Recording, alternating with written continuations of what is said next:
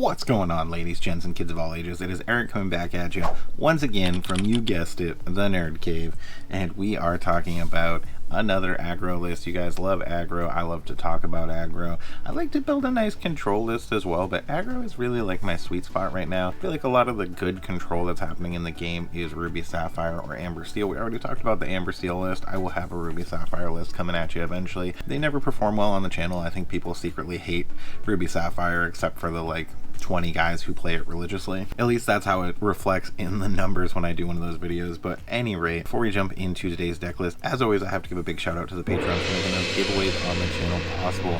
Super worth noting, as we do have a giveaway going on right now for a Reign of Jafar booster box. So if you want to get your chance to win that booster box, make sure you are dropping a comment on this video and the other videos coming in the next couple weeks, and then we're going to have that giveaway coming at you at the end of the month. So stick around for that. It will be coming soon. But without any further ado, let's go ahead and talk about today's deck list, an updated set 7 version of Amber Amethyst Hyper Aggro. So the first card in the 1-cost slot, and probably one of the best cards in the game in my opinion, is going to be 4 of those Diablo Obedient Ravens, a 1-cost inkable 0/1 stat line, questing for 1 with when it's banished you're going to draw a card, so you're probably going to get a quest in with it, you're going to get 1 lore with it, and then you're going to go ahead and draw a card. It's going to go ahead and replace itself, let you continue to rack up little bits of lore incrementally in the beginning of the game, close out other ways. Next up, we are on 4 Palace Guard Spectral Sentry, a 1-cost inkable 1/4 stat line, questing for 1 with the ability Vanish, so if he gets targeted he is going to just go ahead and be straight up banished. Obviously he does die to Rhino and other things like that, but the great thing about Palace Guard is he is inkable, so if he is not your best option, which in some matchups he's not going to be,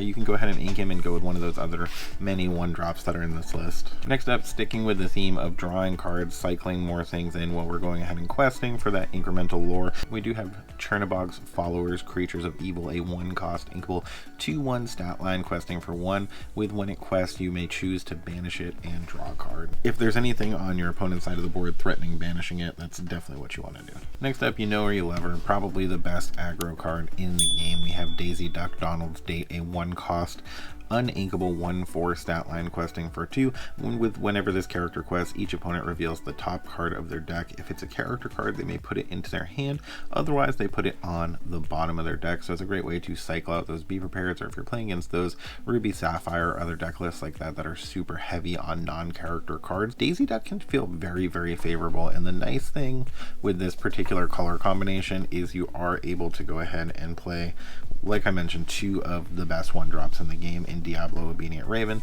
and Daisy Duck Donald's Date. Last card in the 1-cost slot, one more character pushing us up to 20 total 1-drops for this deck, is going to be Magic Broom Illuminary Keeper, a 1-cost inkable 1/2 stat line, questing for 1 with whenever you play another character you may banish this character to draw a card.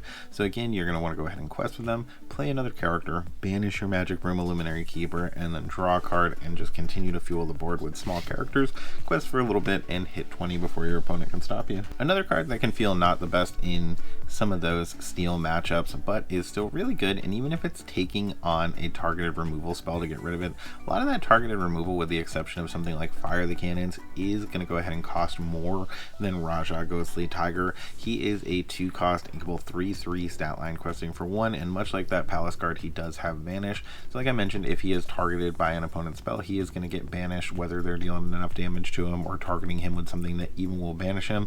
There are some people playing things, because Vanish is potentially very prevalent and potentially a threat, there are people playing some things that target that aren't necessarily looking to deal a lot of damage. So you may see some of that in the meta in some weird colors, but you know, Raja is still going to be really good, and if you find that your opponent's able to get a favorable trade against them, start inking Raja. You got plenty of other 2-drops and 1-drops in this deck to take advantage of. This deck is very easy to manipulate kind of what you're doing with your ink and still have a very relevant strategy. Also in the 2-cost slot, a card that I personally love, a card that hasn't seen a ton of meta play. We're seeing a little bit more, but I'm still going to continue to push for this card. I think it's really good, particularly if you're playing Lady Elegant Spaniel, and that is going to be the 2-cost inkable Jim Dear Beloved Husband, a 0/4 stat line, questing for 1, and he has Bodyguard, so he's going to protect those little squishies on your field. Next up, we have 3 Madam Mim Snake, a card that has fallen out of favor for a lot of with this deck list, but I think when you're taking advantage of those interplay triggers on some various cards, it can still be really good, not only with those interplay lore triggers, but in this deck it is really good in combination with Lady. We'll talk about that a little bit more when we get to her, but it is a 2-cost inkable 3/3 stat line, questing for 1, and when you play it, you're going to bounce a character back to your hand, or she is going to banish herself. Obviously, there's not really any time you want her to banish herself. Not with this deck anyway. Still in the 2-cost slot, we are on 3 Honeymarin Northuldra Guide, a 2-cost inkable 2/2 stat line, questing for 1, with when you play this character, if an opponent has an exerted character in play, which is entirely likely in this meta, a lot of aggro stuff going on, a lot of character heavy decks, you are going to go ahead and gain 1 lore, and she only costs 2 to get down, so she's going to give you that burst of lore right away.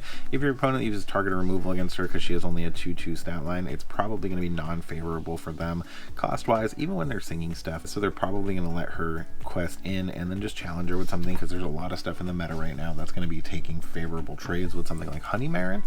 So that's where, like I mentioned, some of those bodyguards are going to come into play, and we do have a second one in the Prince Vigilant Suitor, a 2-cost uninkable 0/5 stat line, this time questing for 1, so he's uninkable, but that 0/5 stat line I think is worthwhile, and he is going to, like I mentioned, have bodyguards, so he's going to be a great way to protect those small squishies, including that Honeymarin. One of the new stars of the show for aggro decks in general into this set is, like I mentioned, I said Elegant Spaniel before, correct that, I'll put a little asterisk on screen at that part. This Lady Family Dog, I referred to the wrong lady. She is a 3-cost inkable 2/2 stat line, questing for 2, with when you play this character, you may play a character with cost 2 or less for free. So on turn 3, you're essentially getting 5 ink worth of characters down, which is a crazy blast of characters coming at your opponent. So you can play her, you can get a bodyguard down when that's relevant, if you have a lot of squishies from the first few turns.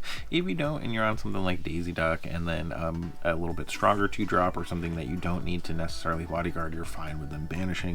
You can go ahead and play Lady and just continue to keep the pressure on with something like Honeymarin, and then going into that turn 4, that's where I mentioned Madam Mim Snake. You can play her down, bounce that Lady back to your hand, and then ideally that's where you really want to have that bodyguard, either in the Prince or Jim Deer, to be able to come down and protect on turn 4. And then if it is all looking up for you at that point, you'll have an additional 2-cost character to play during turn 4, or a 1-cost character. Even if you stay at 3 ink, it can be okay. So you don't necessarily need to push to 4 ink. And then going into that turn 5, you want to go ahead and play Lady again with another character and just put down a significant lore threat another time.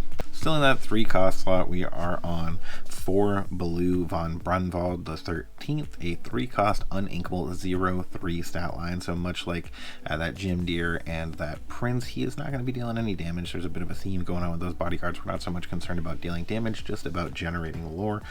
He is going to be questing for 1, and he is a bodyguard, and when this character is banished, gain 2 lore. You may run into situations where your opponents just choose not to challenge into Blue and not to banish him, and just banish your other characters with direct removal around him. Sometimes they will forget in doing their math that you can challenge in with your Blue. It doesn't matter how he's banished, so keep that in mind. You may be actually better off challenging in with him if it's going to result in him getting banished and you generating 2 lore than you would be questing in with him, especially if you're in that turn where you're trying to close out the game. So always keep in mind of that play line when it comes to Blue. Great way to control the field and continue to take advantage of those interplay triggers I mentioned is going to be Madam Mim Fox, a 3-cost inkable 4/3 stat line, questing for 1, with when you play this character, you're going to banish her or bounce another character to your hand, just like Snake, but she does have Rush, so she's going to come down, she's going to deal with those opposing Daisy Ducks.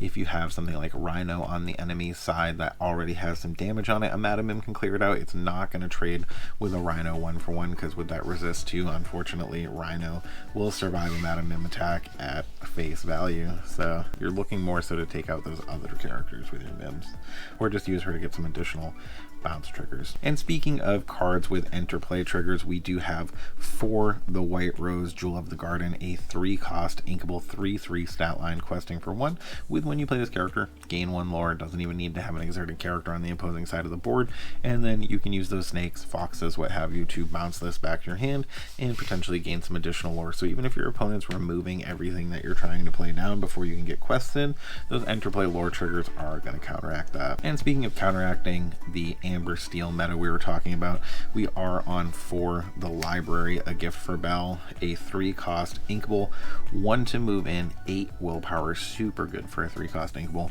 1 passive lore at the beginning of each turn, so just going to help you keep your foot on the gas, and whenever a character is banished while here, you may draw a card. You may definitely see your opponent choose to target this when it comes down. However, if you have a lot of characters on board threatening a lot of lore, or you're able to play it at a time that you have like magic brooms and Chernobog's followers on the board, it is super easy to take advantage of. You get those characters inside there and then do things to activate their banish triggers, so you may be able to take advantage of those banish triggers on the library before your opponent ever even gets an opportunity to banish the library itself. So that's ideally where you want to be, is those brooms, Chernobog's followers, or in a position where you're going to challenge in with something like Mim Fox and get to draw some additional cards during your turn, and potentially put your opponent in a position where they can't take out the library favorably. That is even better. So library, couple situations, either Mim Fox to clear your opponent's side of the board a bit, or when you're taking advantage of those Chernobog's followers and magic brooms, or banish triggers on lore generating characters that your opponent needs to deal with, like Merlin Goat, a 4-cost inkable 4/3 stat line questing for 1, with when you play this character and when he leaves play, you're going to gain 1 lore. Again, great with those Meta Mim Foxes, great just on its own, because when it comes down, it's definitely generating a lore,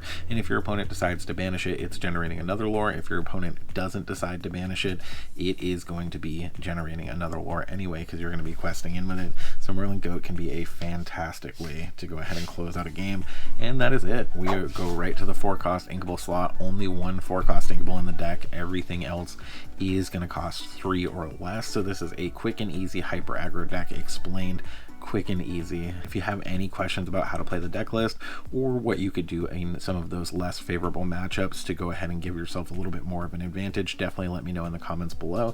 You guys know I love talking about the deck list. If there's anything else you think I should play, or anything that I played that you think is crazy, definitely let me know that. I love to hear what you guys think on the deck list, or if you're playing a deck list that's similar, what are you using that I wasn't using?